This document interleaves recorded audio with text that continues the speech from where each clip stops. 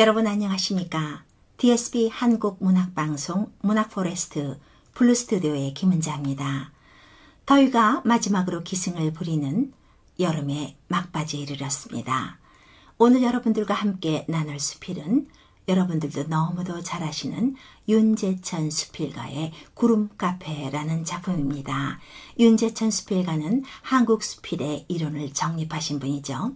부분을 발췌해서 먼저 여러분들과 함께 읽고 그리고 우리들의 삶 얘기 또 문학 얘기 나누도록 하겠습니다.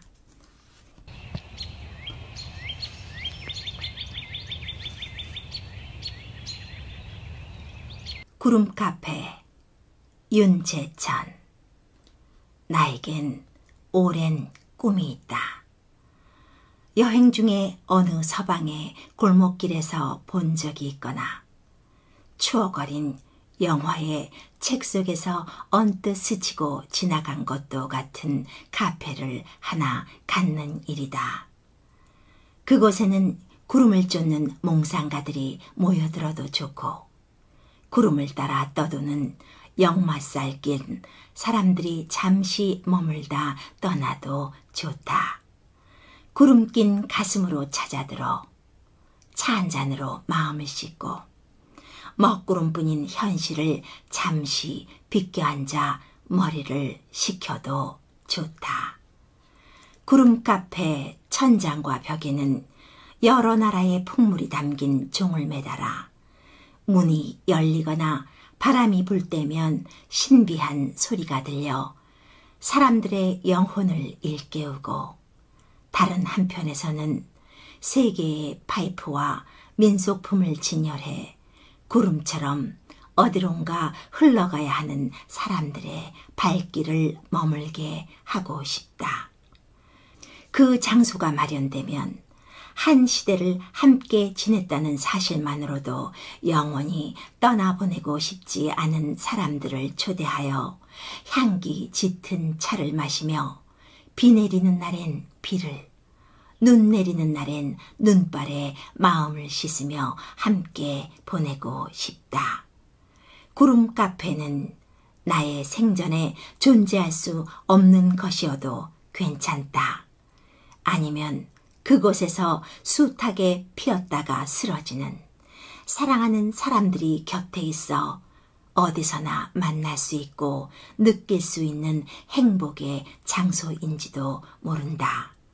구름이 작은 물방울에 결집체이듯 이러한 현실은 현실에 존재하지 않기에 더 아득하고 아름다운지도 모른다. 나는 꿈으로 산다. 그리움으로 산다. 가능성으로 산다.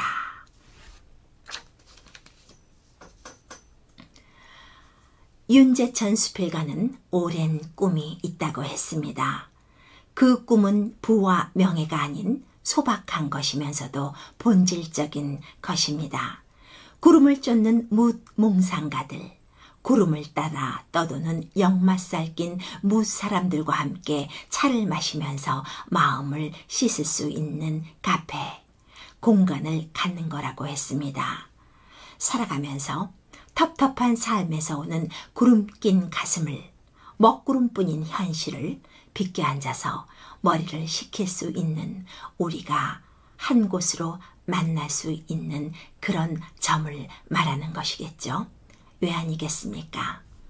언뜻 생각하면 현실 도피, 현실성 없는 이상세계에 대한 노래가 아닌가 그런 생각을 할 수도 있습니다. 그러나 이 작품에서는 사유의 진정성 그리고 인간 소명의 확실성까지 느껴집니다. 구름을 한갓 뜬 구름으로 보지 않고 인간 본연의 본질, 어떤 기운으로 보았다는 것이 그 증거입니다. 뜬구름 잡는 먼 얘기가 아니고 우리 이렇게 살아갈 수 있다라는 얘기죠. 플라톤은 말했습니다. 본질은 현실 세계 바깥에 있다고. 플라톤의 이데아론에 보면 이데아는 우리의 상상에 만들어 놓은 추측이 아니라 실제로 존재하는 것으로 경험적이던 경험적이 아니던 별개로 우리의 삶을 이끌어 나가는 어떤 기운 같은 것이라고 했습니다. 근원적인 모습이라는 거죠.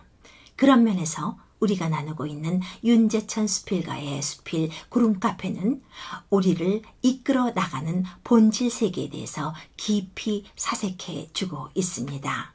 꿈꾸는 것들, 이상적인 것들을 얘기해주는 미문의 수필뿐 아니라 현대인들이 잃어버린 인간 본연의 모습을 제대로 꽉 짚어준 그런 수필이라고도 하겠습니다.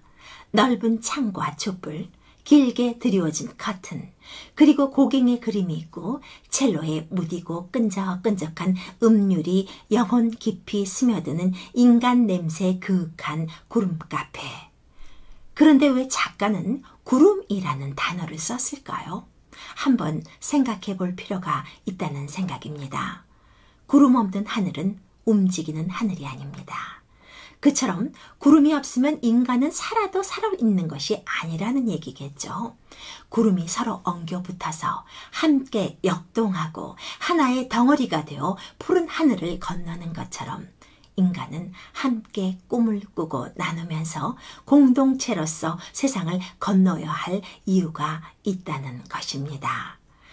플라톤은 인간의 영혼은 원래 이데아를 소유하고 있었고 인간은 이데아라는 세계에 살고 있다가 세상에 태어나서 살아가면서 이데아계를 잃어버렸다고 했습니다.